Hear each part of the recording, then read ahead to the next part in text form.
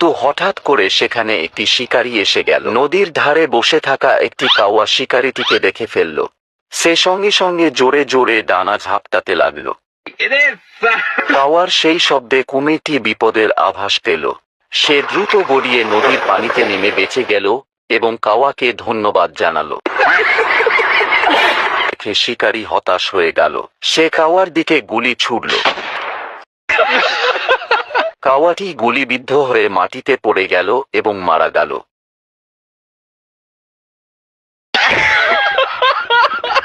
নীতিশিক্ষা: অন্যের উপকার করতে সাহস লাগে। अरे स्टॉप स्टॉप।